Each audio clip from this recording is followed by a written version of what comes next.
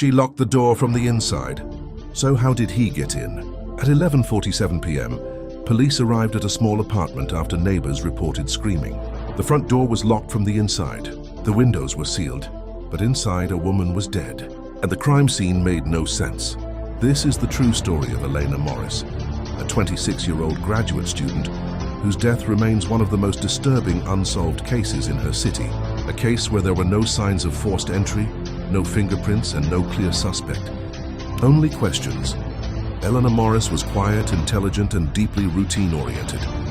She lived alone in a second-floor apartment in a quiet neighborhood. She studied psychology.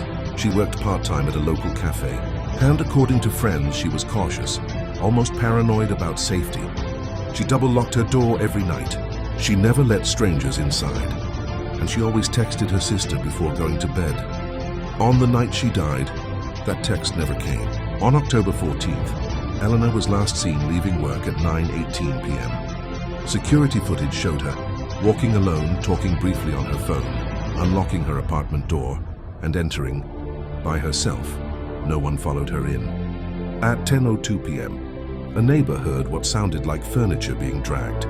At 10:15, a single scream, then silence. At 11:32 p.m., another neighbor noticed water leaking into their apartment from the ceiling. That's when police were called. When officers arrived, they knocked, no answer. They forced the door open. Inside, they found Elena in her bedroom. She had been strangled. There were no signs of sexual assault. No defensive wounds, nothing stolen. And here's where it gets disturbing. The front door was locked. The chain was still in place. Windows were closed and sealed from the inside. There was no obvious way anyone could have entered or exited. Investigators found no fingerprints except Elena's no shoe prints, no foreign DNA, no weapon.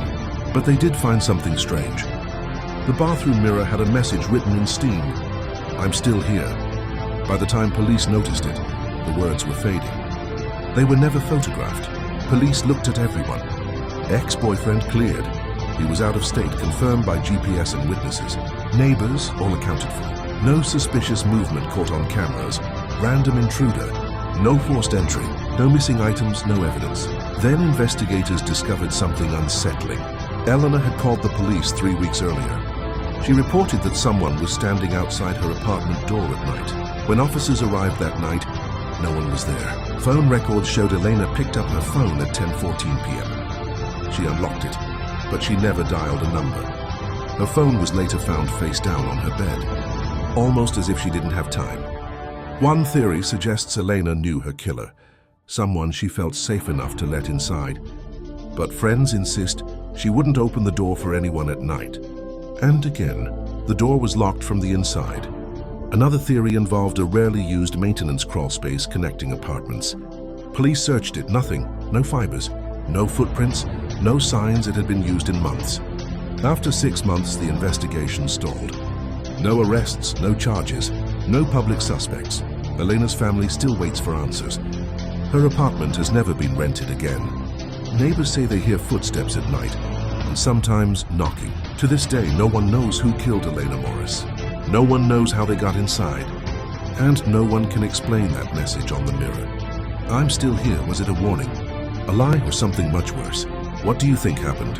Was it someone she trusted, or someone who never left? Leave your theory in the comments.